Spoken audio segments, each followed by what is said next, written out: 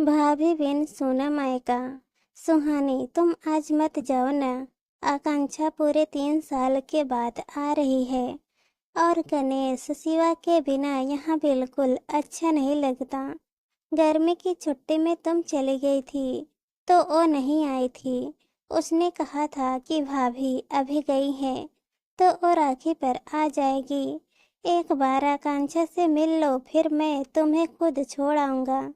पर ऋतिक, मुझे भी तो अपने भाई को राखी बांधनी है और फिर ये त्योहार है तो मैं अपने भाई के साथ मनाऊंगी और आकांक्षा अपने भाई के साथ। सुहानी अपना और बच्चों का बैग पैक करते हुए बोली। ऋतिक की छोटी बहन आकांक्षा राखी पर अपने 2 साल के बेटे को लेकर आ रही है। वो चाहती है कि जब वो मायके आए तो उसके भतीजे और भाभी सभी घर पर हो। पर सुहानी रुकने को तैयार ही नहीं थी। उसे लग रहा था कि आकांक्षा उसे मायके जाने से रोक रही है, वरना मम्मी जी, पापा जी और ऋतिक के यहाँ होने पर भी वो ये क्यों बोलती है कि भाभी यही हो तभी आऊंगी। तभी गणेश शिवा भी अपनी मम्मी से बोलते हैं, मम्मी हमारा भी मन नहीं है नानी के घर जाने का, बुआ से मिलते हैं ना। और इस बार तो बुआ के साथ उनका क्यूट सा बेबी भी आ रहा है। रुक जाओ ना मम्मी। अपने 4 और 6 साल के बेटों के मुंह से ये सुनकर सुहानी आग बबूला हो गई और बोली, सब पर बुआ का रंग चढ़ा है। जब यहाँ थी तब भी तुम दोनों उनके ही पीछे घूमते थे और अब उनकी शादी होने के बाद भी तुम्हारा उनसे लगाव कम नहीं हुआ। मैं कुछ नहीं जानती, तुम दोनों को तुम्हारी नानी ने बुलाया है तो तुम दोनों मेरे साथ चल रहे हो। ऋतिक की मम्मी जो ये सब बाहर से सुन रही थी, ऋतिक को बुलाकर बोली, जाने दो बेटा, बहू का मन नहीं है रुकने का तो क्यों जबरदस्ती कर रहा है। और सही ही तो कह रही है वो, उसे भी तो अपने भाई को राखी बांधनी है। पर मम्मी, ऋतिक की मम्मी ने हाथ से इशारा कर ऋतिक को चुप रहने को और बहू का सामान गाड़ी में रखने को बोलती हैं। ऋतिक वैसे ही करता है और सुहानी अपने बच्चों के साथ चली जाती है। शाम को जब आकांक्षा आती है तो भाभी और भतीजों को ना पाकर उदास हो जाती है, पर अपनी माँ, पापा और भाई से मिलकर खुश भी होती है। वहाँ सुहानी जब अपने मायके पहुँचती है तो उसकी मम्मी, भाई और पापा बहुत खुश होते हैं। बच्चे नानी के गले लग खूब लाड लड़ाते हैं और मामी मामी चिल्लाते हुए अंदर चले जाते हैं। सुहानी माँ के गले लग उनकी हाल चाल पूछती है। तब तक बच्चे आकर अपनी नानी से पूछते हैं, नानी मामी कहाँ गई? अंदर तो नहीं है और चीकू भी नहीं है, कहीं बाहर गए हैं क्या? हाँ बेटा, चीकू भी अपनी नानी के घर गया है। आज सुबह ही तुम्हारी मामी भी अपने भाई को राखी बांधने गई है। 1 मिनट के लिए सुहानी को झटका लगा, फिर ये सोचकर कि मम्मी, भाई, पापा तो हैं, एक भाभी, भतीजा नहीं तो क्या हुआ।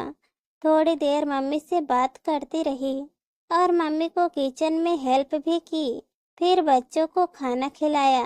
बच्चे खाना खाते हुए भी मामी के हाथ का बना हुआ खाना याद कर रहे थे। बच्चों को तो उनके मामा और नानी ने प्यार से खिला दिया, पर खुद सुहानी को भाभी के बिना खाना बड़ा अजीब लग रहा था।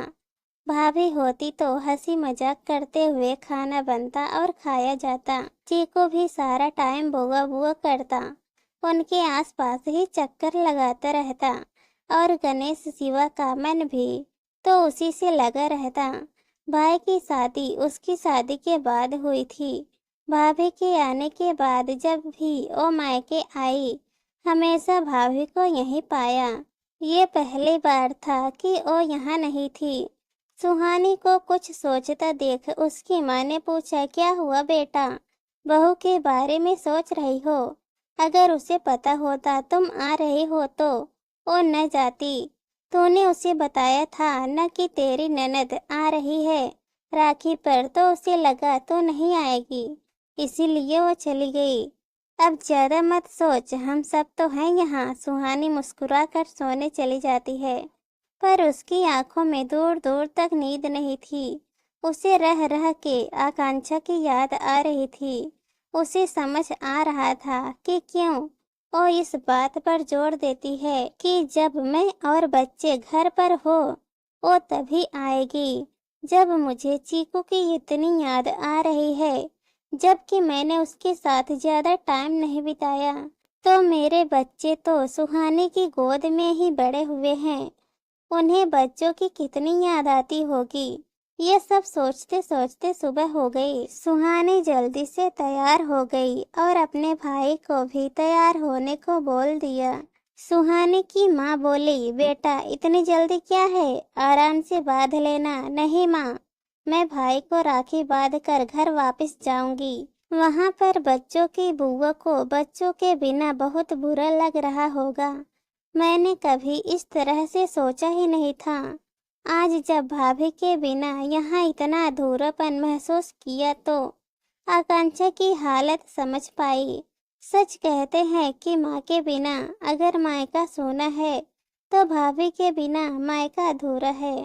तभी बच्चे खुश होकर आते हैं, सच्ची मम्मी हम घर चल रहे हैं बुआ के पास। हाँ बेटा, बस तुम्हारे मामा को राखी बांध दूँ, फिर चलते हैं। सुहानी की माँ सुहानी को गले से लगाकर कहती है, मेरा प्यारा बच्चा, अपनी गलती जब समझ आए तभी सुधार लेनी चाहिए।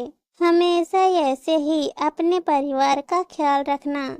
सुहानी अपने भाई को राखी बांध चल देती है अपने ससुराल, अपनी ननद के मायके का अधूरापन दूर करने।